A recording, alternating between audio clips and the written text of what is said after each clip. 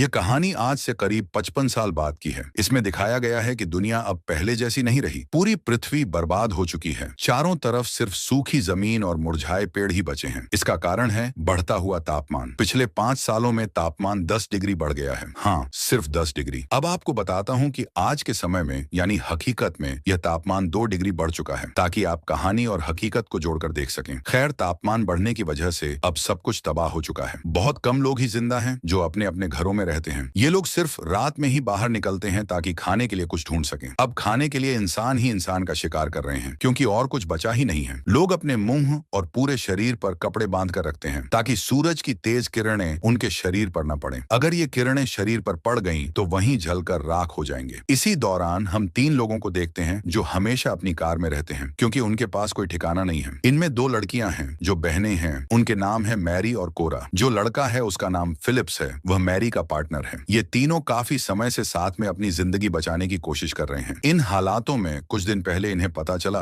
कि अभी भी कुछ ऐसे पहाड़ हैं जहां मौसम ठंडा है। वहां उन्हें कुछ और इंसान भी मिल सकते हैं, इसलिए ये सभी लोग उसी दिशा में जा रहे हैं। रास्ते में फिलिप्स ईंधन चेक करने के लिए कार से बाहर निकलता है। तब हमें बाहर का तबाही वाला मंजर दिखता है। चारों तरफ बस लू की तेज लपटें चल रही हैं। न कोई इंसान है, न ही कोई जानवर। फिलिप्स को आसमान में एक पक्षी उड़ता हुआ दिखाई देता है। ये बहुत हैरानी की बात थी, लेकिन शायद यह उनके लिए एक संकेत भी हो सकता था कि उनकी मंजिल अब ज्यादा दूर नहीं है। थोड़ा आगे जाकर ये लोग एक पेट्रोल पंप पर रुकते हैं। फिलिप्स गाड़ी में फ्यूल भरने लगता है, जबकि दोनों बहनें खाने और पानी की तलाश में एक ग्रोसरी स्टोर के अंदर जाती हैं। आज के समय में पैसों की कोई कीमत नहीं है, सिर्फ खाने और पानी की अहमियत है, क्योंकि इन्हीं की बदौलत लोग अपनी जान बचा सकते हैं। हालात ऐसे हैं कि इन्हें हर वक्त सतर्क रहना पड़ता है, क्योंकि किसी भी समय कोई दूसरा व्यक्ति इन पर हमला करके उनका सामान छीन सकता है या फिर उन्हें ही मारकर खा सकता है। अगर वह भूखा हुआ तो। बहुत देर तक ढूंढने के बाद भी दोनों बहनों को खाने पीने का कुछ नहीं मिलता। तभी मैरी को बाहर एक अनजान शख्स दिखाई देता है जो उनकी कार से सामान चुरा रहा था। वह जोर से चिल्लाकर फिलिप्स को आवाज देती है। फिलिप्स तुरंत उनकी तरफ आता है, लेकिन वह अनजान आदमी भागकर ग्रोसरी स्टोर में आ जाता है। वहां आकर वह कोरा को बंधक बना लेता है। दरअसल वह अनजान आदमी कई दिनों से भूखा था, उसे बस खाने की जरूरत थी। इतने में पीछे से फिलिप्स उस पर हमला कर देता है। दोनों के बीच भयंकर लड़ाई होती है, लेकिन लड़ाई किसी के लिए भी सही नहीं थी। ये बात उन्हें कुछ ही देर में समझ आ जाती है। अनजान आदमी, जो खुद को जॉन कहता है, फिलिप्स को बताता है कि वह एक मैकेनिक है। उसने उनकी कार को देखा है और उसे पता है कि कार अब ज्यादा देर नहीं चल पाएगी। गर्मी की वजह से इंजन खराब हो चुका है। जॉन कहता है कि अगर उसे कुछ खाना और पानी दिया जाए तो वह उनकी कार को ठीक कर सकता है, जिससे वे अपनी मंजिल तक पहुंच सकते हैं। काफी सोचने के बाद फिलिप्स इस सौदे के लिए तैयार हो जाता है। जॉन उनकी कार ठीक कर देता है। जाने से पहले जॉन उन्हें सलाह देता है कि अगर रास्ते में कोई दूसरी कार मिले तो अपनी कार बदल लें, क्योंकि यह कार ज्यादा देर तक नहीं चल पाएगी। इसमें काफी दिक्कतें हैं। जॉन की यह बात सुनकर फिलिप्स परेशान हो जाता है, क्योंकि अगर कार ने साथ छोड़ दिया तो वे सब बड़ी मुसीबत में आ सकते हैं। लेकिन जॉन उसे सही आदमी लगता है, इसलिए फिलिप्स उससे कहता है कि अगर वह उनके साथ चले तो उन्हें कोई दिक्कत नहीं होगी। जॉन, जो पहले से ही साथ की तलाश में था, इस बात के लिए तुरंत तैयार हो जाता है। हालांकि दोनों लड़कियां इस फैसले से खुश नहीं थीं, क्योंकि उन्हें जॉन पर भरोसा नहीं था, लेकिन उनके पास और कोई विकल्प भी नहीं था। अब ये चारों पहाड़ों की ओर निकल जाते हैं और अपने साथ कुछ अतिरिक्त फ्यूल भी रख लेते हैं ताकि आगे काम आ सके। कुछ मील चलने के बाद रास्ते में एक बड़ी बाधा आ जाती है। एक आयरन क्रेन वहीं सड़क पर गिरी पड़ी थी। पहले फिलिप्स और जॉन उसे हटाने की कोशिश करते हैं, लेकिन वह जरा भी नहीं खिसकती, इसलिए वे उसे कार से बांधकर खींचते हैं और साइड में कर देते हैं। इसी दौरान उन्हें खाई में एक कार गिरी हुई दिखाई देती है। ऐसा लगता है कि उसका कुछ दिन पहले एक्सीडेंट हुआ होगा। वे नीचे जाकर देखते हैं तो कार के अंदर खाने पीने का सामान मिलता है। खाने और पानी को देखकर वे बहुत खुश हो जाते हैं, क्योंकि यह उनके लिए किसी खजाने से कम नहीं था। कुछ ही घंटों में रात होने वाली थी, इसलिए उन्हें जल्दी से यहाँ से निकलना था और कहीं रुकने के लिए एक शेल्टर की जरूरत थी। एक बॉक्स जो ऊपर कार में था उनके लिए जरूरी था, ताकि उसमें पानी भरकर आगे ले जाया जा सके। फिलिप्स वॉकी टॉकी से मैरी को कहता है कि वह उस बॉक्स को लेकर नीचे आ जाए, लेकिन मैरी मना कर देती है और कहती है कि वह अपनी बहन को अकेला छोड़कर नहीं जा सकती। फिलिप्स उसे बहुत समझाने की कोशिश करता है, लेकिन वह नहीं मानती। जब यह बात कोरा सुनती है तो वह कहती है कि वह कोई बच्ची नहीं है और अपना ख्याल खुद रख सकती है। उसकी इस बात से मैरी गुस्से में नीचे चली जाती है, लेकिन जब वह नीचे जा रही होती है तभी ऊपर से कोरा की चीखने की आवाज आती है। यह सुनकर तीनों तुरंत ऊपर की ओर भागते हैं। भागने के दौरान मैरी का पैर मुड़ जाता है और वह पत्थर से टकराकर गिर जाती है। इस हादसे में वह बेहोश हो जाती है। कुछ समय बाद जब मैरी को होश आता है तो वह अपने आसपास किसी को नहीं पाती। चारों तरफ सन्नाटा और अंधेरा छाया हुआ था। रात हो चुकी थी, लेकिन उसे अपनी बहन की फिक्र हो रही थी। वह ऊपर जाती है, लेकिन वहां भी कोरा नहीं थी। तभी जॉन अचानक आता है और उसका का मुंह पकड़कर उसे खींच लेता है। वह मैरी को बताता है कि असल में वहां क्या हुआ था। जब मैरी बेहोश हो गई थी तो वे ऊपर गए, लेकिन वहां कई लोग थे जो कोरा को घसीट कर ले जा रहे थे। वे लोग संख्या में ज्यादा थे और बहुत भूखे लग रहे थे। अगर वे तीनों वहां रुकते तो शायद उनका भी वही हाल होता। जॉन बताता है कि वे लोग किसी भी हद तक जा सकते हैं, अपनी भूख मिटाने के लिए इंसान को भी खा सकते हैं। ये सुनकर मैरी अपनी छोटी बहन के बारे में सोचकर रोने लगती है। तभी उसे फिलिप्स भी मिल जाता है। मैरी उसे गले लगाकर कहती है कि उन्हें उन लोगों तक पहुंचना होगा जिन्होंने कोरा को पकड़ रखा है। न जाने वह किस हाल में होगी, लेकिन फिलिप्स उसे मना कर देता है। वह कहता है कि उन लोगों का पता नहीं है कि वे कहां गए। हमें पहाड़ों की ओर जाना चाहिए क्योंकि वहां इंसानियत है, वहां हम जिंदा रह सकते हैं। अगर हम कोरा को ढूंढने की कोशिश करेंगे तो शायद हम सब मारे जाएंगे। फिलिप्स की बात सुनकर मैरी और वह दोनों बहस करने लगते हैं। मैरी अपनी बहन को लिए बिना कहीं जाने के लिए तैयार नहीं थी, चाहे कुछ भी हो जाए। इस बीच जॉन वहां लगे एक ऊंचे टावर पर चढ़कर चारों ओर नजर डालता है। उसे जंगल के बीच से धुआं उठता हुआ दिखता है। वह कहता है, शायद वे लोग वहीं हैं, तुम्हारी बहन भी वहीं होगी। जॉन की बात सुनकर मैरी खुश हो जाती है और तीनों तुरंत उस जगह की ओर निकल पड़ते हैं। जब वे वहां पहुंचते हैं तो देखते हैं कि कई लोग वहां इकट्ठा हैं। उन्होंने कोरा को जंजीरों से बांध कर रखा हुआ है। वहां आग जल रही थी और वे लोग शराब पी रहे थे। कुछ लोग कोरा को मार भी रहे थे। यह दृश्य मैरी से देखा नहीं जा रहा था, लेकिन अब क्या किया जाए। तभी जॉन उन्हें एक योजना बताता है। वह कहता है, मैं वहां जाकर धमाका करूंगा, इससे उनका ध्यान भटक जाएगा। तब तुम लोग कोरा को वहां से निकाल सकते हो। मैरी, तुम कार को तैयार रखना। यह योजना उन्हें सही लगती है, इसलिए मैरी और फिलिप्स कार के पास जाकर तैयार हो जाते हैं। मैरी कार स्टार्ट करने की कोशिश कर रही थी कि तभी वहां उस ग्रुप का एक आदमी आ जाता है। वह मैरी को देखने ही वाला था कि तभी जॉन धमाका कर देता है। उसका काम पूरा हो जाता है, लेकिन फिलिप्स डरपोक साबित होता है। वह कोरा को बचाने नहीं जाता, बल्कि भागकर वापस कार में आकर बैठ जाता है। फिलिप्स मैरी से कहता है, जल्दी कार भगाओ, ये लोग बहुत खतरनाक हैं, वे हमें मार डालेंगे। लेकिन मैरी अपनी बहन को मरने के लिए छोड़ने को तैयार नहीं थी। इस पर फिलिप्स को गुस्सा आ जाता है। इसी बीच वे देखते हैं कि सभी लोग उनकी ओर आ रहे हैं। अब मैरी के पास कोई और चारा नहीं बचता, उसे कार को वहां से ले जाना ही पड़ता है। जाते समय एक आदमी उनकी कार पर हमला कर देता है, जिससे फिलिप्स के पैर में चोट लग जाती है। फिर भी वे किसी तरह वहां से निकलने में कामयाब हो जाते हैं। कुछ दूर जाने के बाद मैरी एक बड़ा फैसला करती है। वह कहती है कि वह अपनी बहन को ऐसे नहीं छोड़ सकती, वह वापस जाएगी। ये सुनकर फिलिप्स नाराज और निराश हो जाता है, लेकिन मैरी का इरादा पक्का था। आखिरकार दोनों अलग अलग रास्ते पर चले जाते हैं। फिलिप्स अपनी ओर बढ़ता है और मैरी अपनी बहन को बचाने के लिए वापस जाने का फैसला करती है। अब कहानी और भी रोमांचक हो जाती है। मैरी अंधेरी और सुनसान रात में बिना किसी हथियार के चलते चलते एक रेलवे ट्रैक तक पहुंचती है। जहां एक टनल थी, वहीं मैरी को कोरा का बैग मिलता है। बैग में एक फोटो थी जो उनके बचपन की थी। उसे देखकर मैरी की आंखों से आंसू निकल आते हैं। वह सोचती है, मैंने हमेशा कोरा की रक्षा की, हर मुसीबत से बचाया, लेकिन आज मैं खुद अकेली और बेबस हूँ। अब मैं कहां कहां जाऊंगी। वह खुद से कहती है, मैं तो एक लड़की हूँ, अगर किसी ने मुझे देख लिया तो ना जाने मेरे साथ क्या होगा। इतने में एक शैडो उसकी ओर आता दिखता है। वह और कोई नहीं बल्कि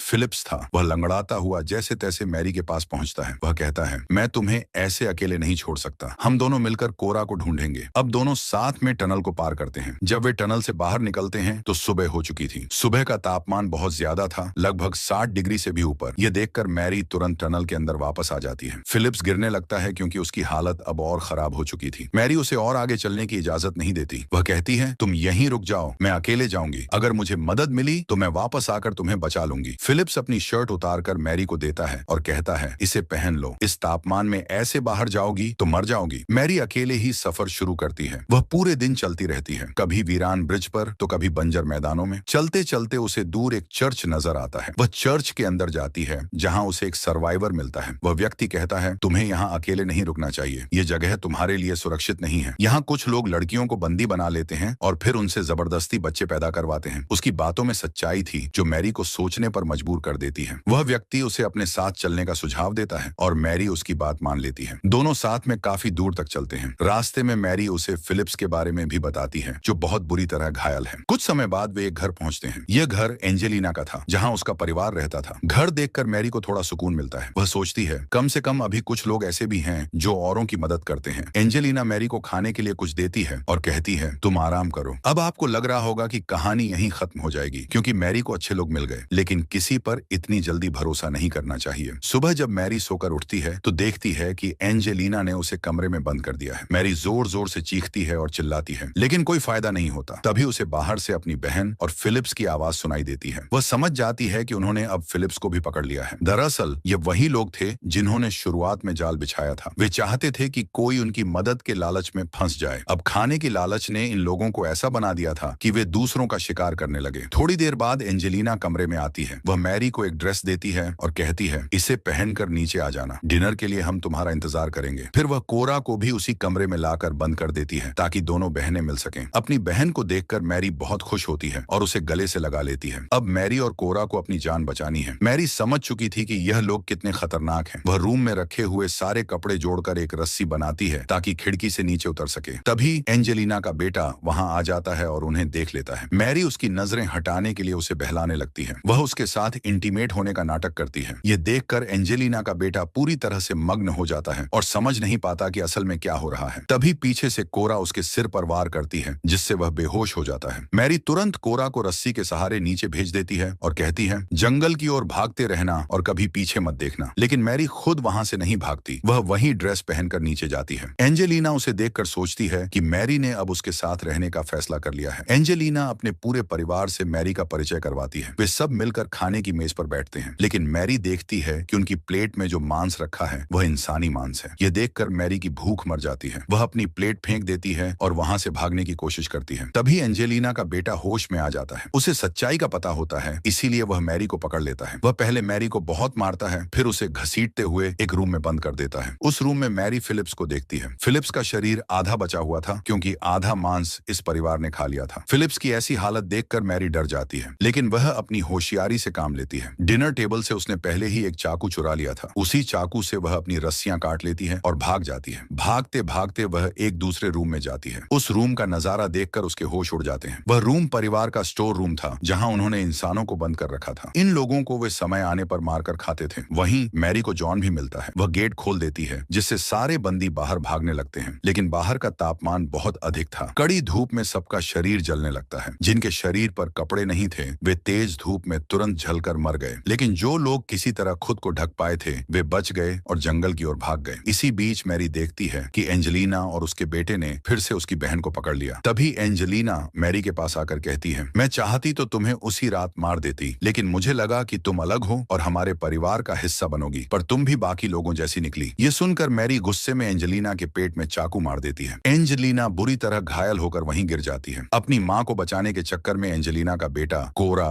मैरी की बहन को छोड़ देता है। मैरी अपनी बहन को लेकर वहां से भाग जाती है। थोड़ी दूर जाने पर उन्हें जॉन भी मिल जाता है। अब तीनों साथ मिलकर आगे बढ़ते हैं। कई दिनों तक यात्रा करने के बाद वे एक गुफा तक पहुंचते हैं। वहां वे देखते हैं कि गुफा की दीवारों से पानी रिस रहा है। इसका मतलब है कि वहां पानी उपलब्ध है। गुफा के ऊपर पक्षी उड़ते दिखाई देते हैं, जिससे उन्हें उम्मीद होती है कि यहाँ जीवन संभव हो सकता है। तीनों ही बहुत खुश हो जाते हैं। उन्हें लगता है कि वे अपनी बाकी की जिंदगी यहाँ बिता सकते हैं। लेकिन जब वे पहाड़ पर चढ़कर पूरे इलाके का नजारा देखते हैं तो सब कुछ वीरान और बंजर नजर आता है। यह जगह भी बाकी दुनिया की तरह सूखी और उजाड़ थी। उन्हें समझ आता है कि अब धरती पर शायद ही कोई ऐसी जगह बची हो जहां जीवन को फिर से पहले जैसा बनाया जा सके। फिर भी उन्हें इस बात की खुशी होती है कि कम से कम यहाँ पानी है जिससे वे कुछ साल तक गुजारा कर सकते हैं।